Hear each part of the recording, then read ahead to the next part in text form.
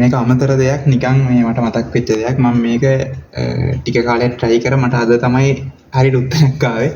බලමු. මේ තියෙන ස්කන්ධය මෙච්චර ග්‍රහණය. අපි ගමුකෝ ස්කන්ධය 1 කිලෝග්‍රෑම් කෙනෙක් කියලා. SI එක වලින් මම ගන්න.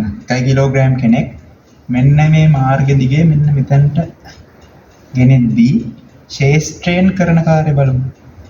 මෙතන ඉඳන් මෙතන ගෙනෙද්දී ශේෂ්ත්‍රයෙන් ඇති කරන බලෙන් කරන කාර්ය බලමු. මම මෙහෙම කරන්න. සාධාරණ අරයක් ගන්න. දැන් මේ බලන්න. අරය කියන එක කෝණෙත් එක්ක වෙනස් වෙනව නේද?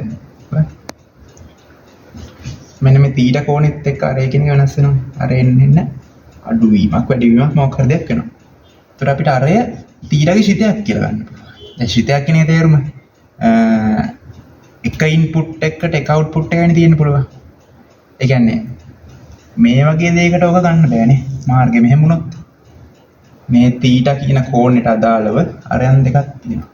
ඒතර එහෙම ගන්න බෑ. එතකොට ඒ වගේ මාර්ගවල කරන කාර්ය වෙන්නේ මෙතන ඉඳන් මෙතනට කැඩුවා මේ මාර්ගය හෙව්වා. ඒක දන්න. මෙතන ඉඳන් මෙතනට මාර්ගය හෙව්වා. මෙතන ඉඳන් මෙතනට මාර්ගය හෙව්වා. ඒ විදිහට පුළුවන් නේද මාර්ග ටික කඩලා කරන්න. ශ්‍රිතයක් හැදෙන විදිහට. ඒතර මම මේ අරන් තියෙන්නේ ශ්‍රිතයක් හැදෙන විදිහට මාර්ගය. ඒ කියන්නේ එක කෝණයකට එක අරයයි තියෙන්නේ. ඒ විදිහ දෙයක්. මෙහෙම යන දෙයක් නෙමෙයි. නේ. ඊට පස්සේ අපිට මෙතන ගුරුත්වාකර්ෂණ ශේෂ තීව්‍රතාව ලියන්න පුළුවන්. Gm යට r වර්ගය කියලා. අපිට මෙන්න මේ කෝණෙත් පොඩ්ඩක් ගන්න පුළුවන් මෙහෙම. ඒතර අපිට මෙතන අපි හිතමු 1 කිලෝග්‍රෑම් ස්කන්ධය මෙතනට ගෙනාවා කියලා. ඒතර යා මත බලය ගුරුත්වාකර්ෂණ ශේෂ තීව්‍රතාවමනේ. ඒකම. එතකොට දැන් මෙයා අරගෙන යන්නේ මේ පාර දිගේනේ. ඒතර බලන්න W සමාන Fs ලියන්නේ. හිතන්නකෝ මේ වගේ කැටයක් තියෙන බලයක් මෙහෙට දානවා. යන්නේ මෙහෙට F cos theta වතාවක් විස්ථාපනය කියලා ගන්නෙ. තිත්කිමිත ඒ විදිහට. මෙහෙමනේ කාර්යාර්ථ දැක්වීම. ඒ කියන්නේ F cos theta S කියන ගන්න අර එකම රේඛාව විදිහට විභජනය කළා. ඒතර අපි නිකන් ගමු මෙන්න මේ හරිය 1 කිලෝග්‍රෑම් ස්කන්ධය ඉතාමත් කුඩා දුරක් අරගෙන යද්දි ගුරුත්වාකර්ෂණයෙන් කරන කාර්යය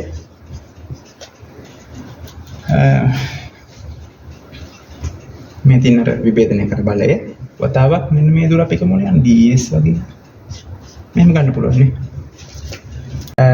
දැන් බලන්න මේ තියෙන්නේ මෙන්න මෙතනද ගෙනියද්දි කරන චූටි කාර්යනේ. එතකොට අනුකලන කියන්නේ චූටි කොටස් වල එකතු කියලා අර මම කලින් වීඩියෝ එක කළා. මේ සාධනයක්. එතකොට අපිට නිකන් මේ සාධනෙන් n ප්‍රතිඵලය කෙලින්ම දාන්න පුළුවන්. මුළු කාර්ය කියන්නේ මේ චූටි කාර්ය වල එකතුව ඒ කියන්නේ ඒක අනුකලනයෙන් ලැබෙනවා කියන එක. එතකොට විෂය s නේ බලන්න. s විෂයෙන්නේ. ඒතර s කියන්නේ මේ දුර කියන එක. බිඳුවේ සිට L දක්වා කියලා ගමු. හරිනේ. මේ දෙන මුළු කාර්යය. දැන් අපි S කියන එක ගැන මොකුත් දන්නේ නැහැනේ. cos alpha එකක් තියෙනවා අපිට හිතා ගන්න බෑ මේක. හැබැයි අපි දන්නවනේ මේකේ කාර්ය නම් විභව අන්තරය කියලා. අපි ඒක සාධනය කරලා බලමු.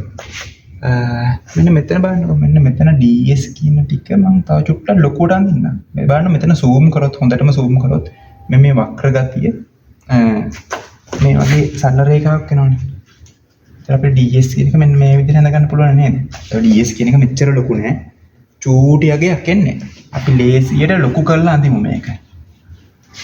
මේ වගේ. මෙහෙම ලොකු කරලා අඳිමු. ඒතර මේක ඇල්ෆා වෙනවා.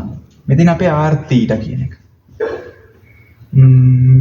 ඔය ds දුරක් මෙහෙම යන්නේ බත් ds දුර ඒ කියන්නේ ds දුර යද්දී අරේ චුට්ටක් වෙනස් වෙනවා නේද කෝණෙත් එක්ක අරේ වෙනස් වෙනවනේ මේ කෝණේ d theta කියලා ගමු d theta කියලා ඉතා කුඩා කෝණයක් ගියාට පස්සේ තමයි ds දුරක් යන්නේ කියලා ගමු. ඒතර මෙන්න මේ අරේ කොටසට අපිට ගන්න පුළුවන් r theta දන d theta කියලා. හැබැයි එහෙම ලියන්නේ නැහැ සාමාන්‍යයෙන්. අපි තව පොඩ්ඩක් බලමු. මේක මෙහෙම තියලා අපි හිතමු d theta දුරක් යද්දී මේ තිබිච්ච අරය dr ප්‍රමාණයක් අඩු වුණා කියලා. අපිට මේක ලියන්න පුළුවන් r theta ඍණ dr කියලා නේ. දැන් චුට්ට සාධාරණයි. හරනම් ඔය කොහොමද මේ ගන්න ඕන ඩෙල්ටා r කියලා ලියලා ලිමිට් දාලා ගන්න ඕනේ. අපි දැන් මෙහෙම ගමු නිකන් සාධනයක් නේ. මෙතනදී අපි වෘත්තයක් යනොත් මෙහෙම. වෘත්තයක් යනොත් මෙන්න මට ලම්බකයි නේ. දැන් අපි මේක zoom කරලා තියෙන ඉඳ ඔය වෘත්තේ පේන්නේ මෙන්න මේ වගේ ලම්බකවනේ. ලම්බකයක් විදියට. ඊට බලන්න මෙතන තියෙන්නේ අරයක් නේ. මෙතන තියෙන ලම්බකය. මෙන්න මේ චූටි කොටස අපිට dr කියලා ගන්න පුළුවන් නේ. බලන්න මේ ත්‍රිකෝණේ ත්‍රිකෝණයක් වගේ වෙනවා. ඒතර මෙයා 90 ඍණ ඇල්ෆා කියලා ගන්න පුළුවන්. අපි වෘත්තයක පරිධිය හොයන්න දන්නවනේ. S සමාන r θ දාලා. එතකොට මෙන්න මේ කොටස දිගත් අපිට හොයන්න පුළුවන් r d θ කියලා අරගෙන. ඉතින් අපිට යනවා tan 90 ඍණ ඇල්ෆා කියන්නේ cot ඇල්ෆා සමානයි dr යට r θ d θ කියලා එනවා. මෙහෙම තියෙන එක පොඩ්ඩක් අවුල් වගේ අපි මෙහෙම ලියාගමු. alpha d theta සමානයි dr කියලා ඔහම ලියාගමු. තව මේක අපිට ගන්න පුළුවන් බලන්න ds කොහෙන්වත් සෙට් වෙන්නේ නැහැ තාම. ds කියන්නේ මෙන්න මේ දිග. ds cos 90 ඍණ alpha සමානයි r theta d theta ගන්න පුළුවන්. මේ විභේදනය කරන්න. ds cos 90 ඍණ alpha කියන්නේ ds sin alpha සමානයි r theta d theta කියලා ගන්න පුළුවන්. එකත් හරි. දැන් අපිට මෙහෙම කියන්න පුළුවන් නේද? ds වෙනුවට දාන්න පුළුවන් r theta ds වෙනුවට දාන්න පුළුවන් r theta d theta යට sin alpha. දැන් theta විශේෂයට වෙනස් වෙනවා. theta විශේෂයට වෙනස් වුණා කියලා කියන්නේ මෙන්න මේ තැන් දෙකට අදාළ theta 1 theta 2 වගේ අගයන්දයක් ගන්නවා. හරිනේ. දැන් බලන්න මෙතන cot alpha එක එනවා. cot alpha එක. cot alpha r theta d theta. cot alpha r theta d dr නිකම්ම දාන්න ඕනේ. ග්‍රාම් වාසනාවට වගේ ආවේ. දැන් බලන්න විෂය r ට වෙනස් වෙනවා. theta 1 theta 2 නෙමෙයි මේකට අදාළ අරයි දානවා. r1 r2 කියලා මේ දිග r2 මේ දිග r1.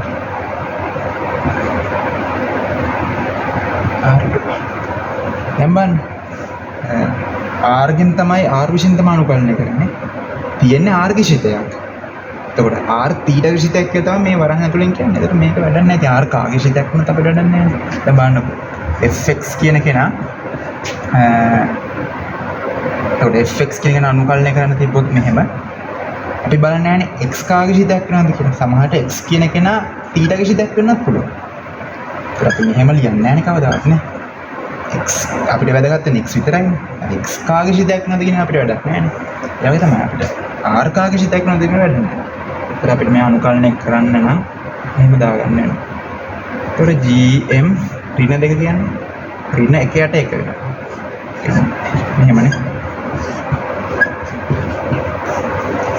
මේ කියන්නේ ඍණ gm යට r1 කියන විභෝධකයේ අන්තරයනේ. ඒතර ඕක නෝමල් විදිහට ඔය පාඩමට එන ළමයෙක් මනුකරණය ගන්න ළමයෙක් ඕක සාධනය කරන්නේ මෙන්න මෙහෙමයි. තනි රේඛාවේ තියෙන විදිහට. මේ දුර dr එකම රේඛාව මෙන්න මේ රේඛාව දිගේ ගේන වස්තුවක් කරන කාර්යය. ඒක නිකම්ම මෙහෙම ගන්න පුළුවන්. ඒතර මම මෙතන පෙන්නුවේ ඕනෑම මාර්ගයක ගියත් ඒක තව හරි කියලා. හරිනේ.